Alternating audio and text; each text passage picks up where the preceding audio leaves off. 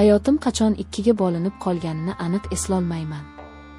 Go'yo bir kun uyg'ondim-u, o'zimning emas, boshqa bir ayolning umrini yashayotgandek edim. Kunduzlari men o'sha hammaga tanish, sadoqatli rafiqa uy bekasi.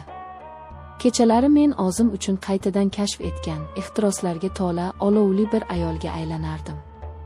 Hammasi erimning betob bo'lib qolganidan boshlandi.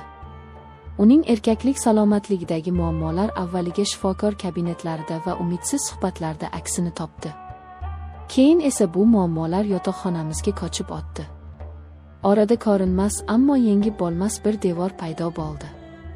U menga orqa qilib yotar, men esa shiftga tikilib, o'tib borayotgan yillarimni, sonib borayotgan ayolligimni o'ylab, unsiz yig'lardim.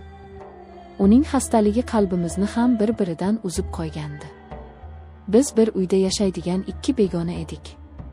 U o'z dardi bilan, men esa o'z yolg'izligim bilan ovora edim. Shunday kunlarning birida qaynimni payqay boshladim. Erimning mendan 10 yosh kichik ukasini.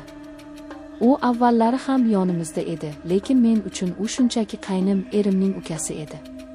Endi esa u alohida bir insonga aylangandi. Uning nigohlari boshqacha edi. Akasi kabi menga shunchaki qarab qo'ymasdi, u meni ko'rardi. Bir kuni u yonimga keldi.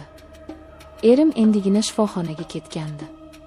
Men hovlida gullarga suv quyayotgandim. U orqamda turardi. Men o'girilmadim, lekin uning nafasi yelkamga urilib turganini his qilardim.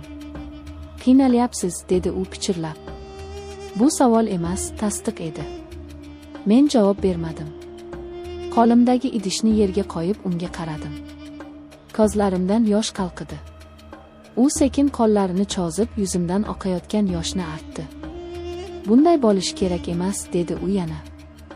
"Siz baxtli bo'lishga haqlisiz. Sizni qadrlashmayapti." Bu so'zlar quloqim ostida ming marta aytilgan, o'zimga o'zim qayta-qayta takrorlagan so'zlar edi.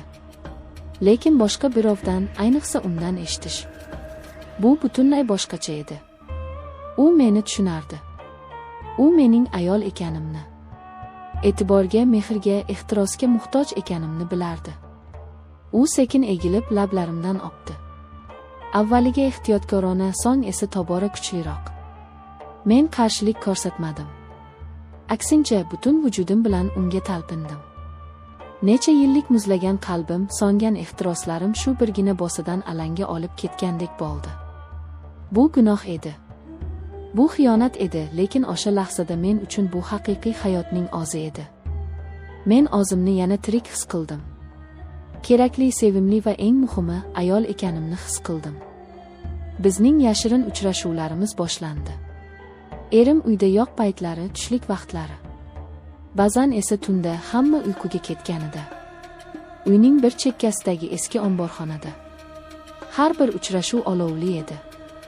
Uning quchog'ida men hamma narsani unutardim. Hatto erimni ham, vijdon azobini ham. U menga men eshitishni xohlagan so'zlarni aytardi. "Go'zalim, yagonam, sensiz yasholmayman." Uning qo'llari vujudimni qaytadan kashf etardi. Men esa o'zimni 18 yoshli qizdek his qilardim. İlk bor sevgi nimaligini anglayotgandek edim. Men endi ikki hayotda yashayman. Biri kunduzgi, soxta va xotirjam. Ikkinchisi tungi, olovli va gunohkor. Va eng qo'rqinchlisi shundaki, men bu olovda kuyib kul bo'lishga ham roziman. Chunki bu olov meni yashashga undaydi.